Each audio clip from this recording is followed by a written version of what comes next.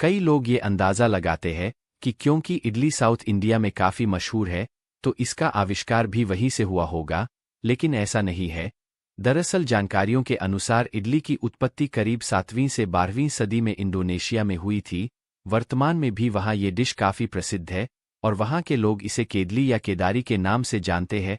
कर्नाटक के भोजन के मशहूर इतिहासकार केटी आचार्य के मुताबिक इडली का जन्म 7वीं से 12वीं शताब्दी में इंडोनेशिया में देखा जा सकता है, जहाँ इसे केडली या केदारी के नाम से जाना जाता था।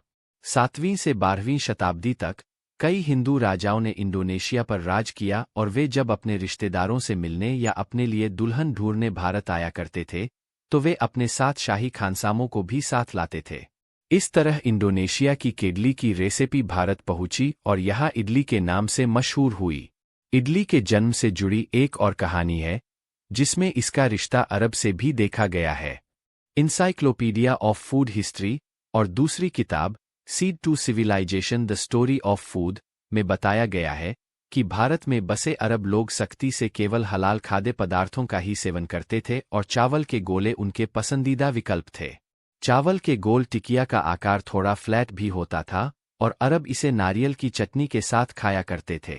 इडली को भारतीय व्यंजन बनने में ज्यादा समय नहीं लगा, यहाँ तक कि इसे सदियों से भारतीय खाने का हिस्सा माना गया। यह भी कहा जाता है कि जब 10वीं शताब्दी ईस्वी में गजनी मोहम्मद ने सोमनाथ मंदिर पर हमला किया तो उसके बाद सौराष्ट्र के व्यापारी दक्षिण भारत चले गए, वहीं इडली की रेसिपी का जन्म हुआ और इसका नाम भी रखा गया। अब इडली आई कहीं से भी हो, लेकिन यह सालों से भारत के सबसे ज्यादा पॉपुलर डिशेज में से एक है। यह एक ऐसी डिश जिसे खाकर हमारा पेट और दिल दोनों खुश हो जाते हैं। सांभर का इतिहास जानने के लिए आपको महाराष्ट्र के शूरवीर योद्धा छत्रपति शिवाजी के जमाने में जाना होगा। बात उन दिनों की है जब तमिलनाडु के तंजावुर में भी मराठाओं का राज हुआ करता था। तब शिवाजी के बेटे संभाजी वहां पर रह रहे शाहूजी महाराज से मिलने पहुंचे। उन्हें मराठी डिश आमटी बहुत पसंद थी, इसलिए उनके स्वागत में शाहूजी ने उसे तैयार करने के लिए अपने शाही खानसामों को आदेश दिया। आपकी जानकारी के लिए बता दें कि आमटी एक खट्टी डिश है जिसे मूंग दाल और कोकम डालकर बनाया जाता था। लेकिन उस दिन शाही रसोई में मूंग दाल खत्म हो गई और वहां पर कोकम, महाराष्ट्र में मिलने वाला खट्टा फल, भी नहीं मिलता था। इसलिए शेफ ने मटर की दाल और खट्टापन लाने के लिए इमली से ये डिश तैयार की।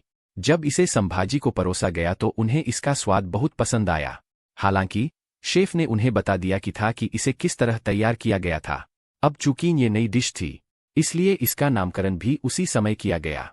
इसे नाम दिया गया सांभर, क्योंकि इसे संभाजी महाराज के लिए बनाया गया था। तब से लेकर अब तक ये डिश लोगों को अपना दीवाना बनाती आ रही है।